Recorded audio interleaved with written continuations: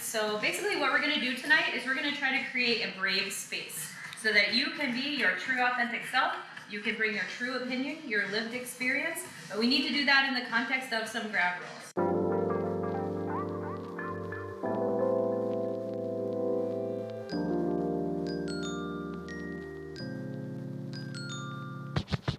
I think when people look at me, they don't know what I am sometimes. They don't know the difference between, like is this my race? Or is this like what I believe in? Or like what exactly is this? Or is this because of some gender norm that I'm supposed to subscribe to?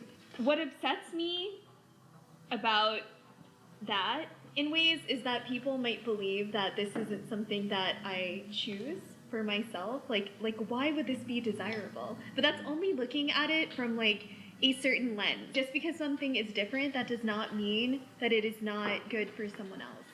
So I think that with everything that's going on right now in this country, it feels like the world is, sometimes it feels like the world is ending, right? Sometimes it feels like, how can it get better than this? But the worst days here are better than some of the best days in other countries. There are certain spaces where you feel powerful, and there are certain spaces where you feel like you have no power. And I feel like as a woman, you feel it even more now.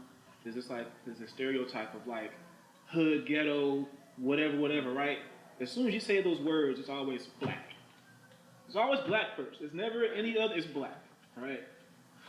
She got a shower cap on the grocery store, black, stereotype, right? You know what I'm saying? Like stuff like that, right? So it's like, as you see more stuff like that, well, other races do the same stuff, but you don't look at it as heavily as you do as somebody when they're black. It's not necessarily that upsets me about, I guess, being black in this case.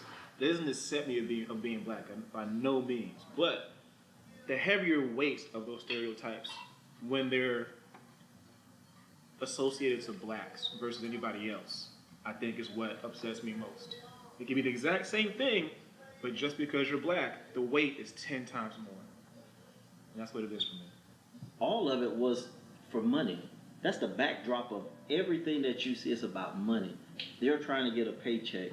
But I do believe that we are culturally, as all people, we have more in us than that. And I think if we allowed ourselves to be broadened, then they'll do better things with us as blacks. So, when I get out of the car, I get looked at. Regardless, wherever I'm at, I get looked at. Why is he driving that car? Why can't I drive that car? I earned it. It's mine. But why not? And that's what pisses me off.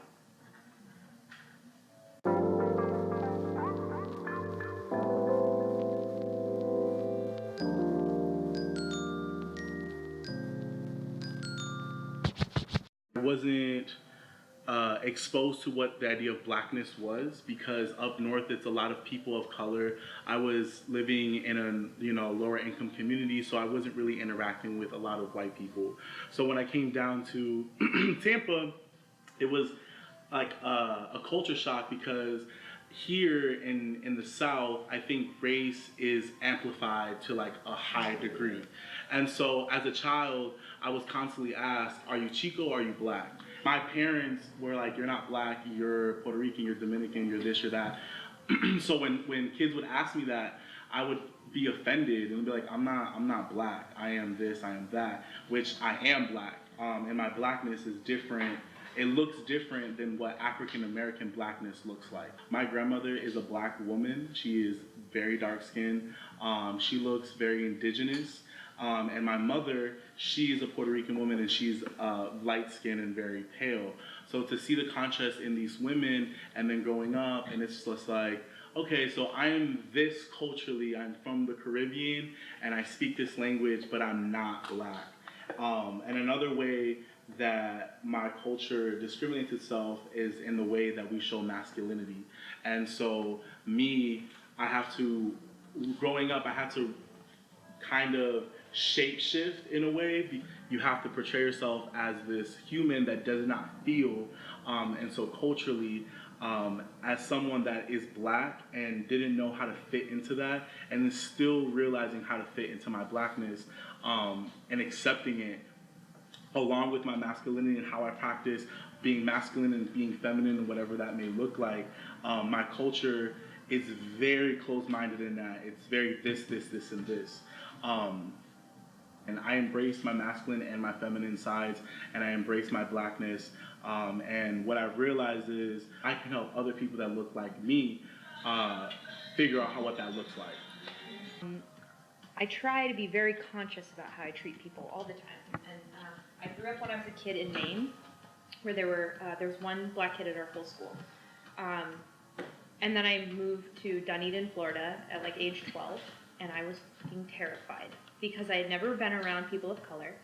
I was in suddenly people were calling me white girl. I was like, this has never happened before. And it actually scared me so much that I went to private school. Like, I really didn't know how to handle it.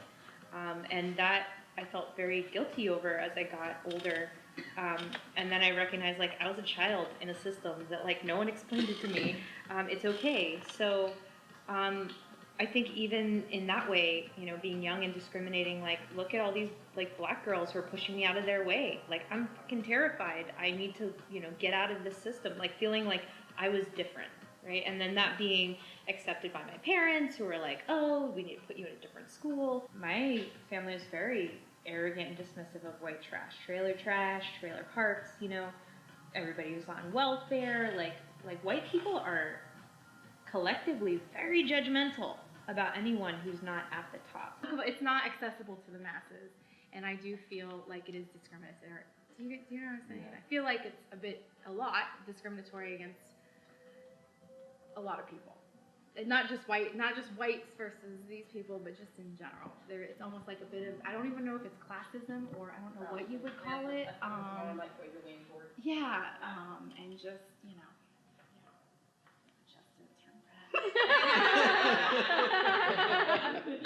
Why does the kid with the bad behavior get more attention than the kid that get straight A's? That's discriminating.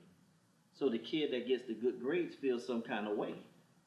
Well, I'm working hard, I'm getting good grades, I'm being a good kid, but, you know, my brother or sister acts a fool and they're being taken to Foot Locker. So we all see it in some shape, form, or fashion. Even in our social groups, you know, why did I pick being over a male group versus a female group? Why did I pick working with kids versus working with adults? So we all discriminate on some level. We may frame it to say that, oh, I'm trying to help this group. Well, no, you just don't want to be bothered with another group. That's just the reality of it.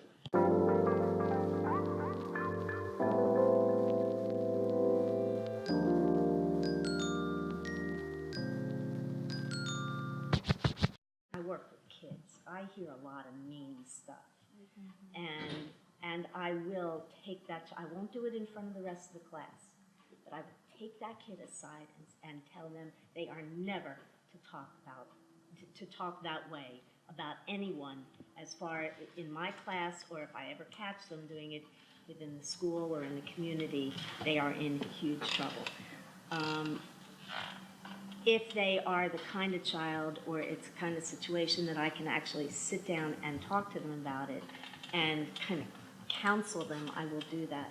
If there's anything that I learned from 2017 is that in order to make change, you have to listen to other people. You have to listen to people that you thought had no clue about what they're talking about. Because even the people that you think that have no clue what they're talking about and they're the biggest bigot in the world, it's because they haven't had the experience of meeting you.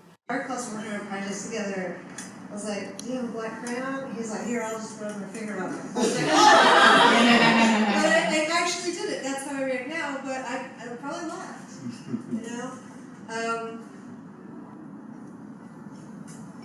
In summation,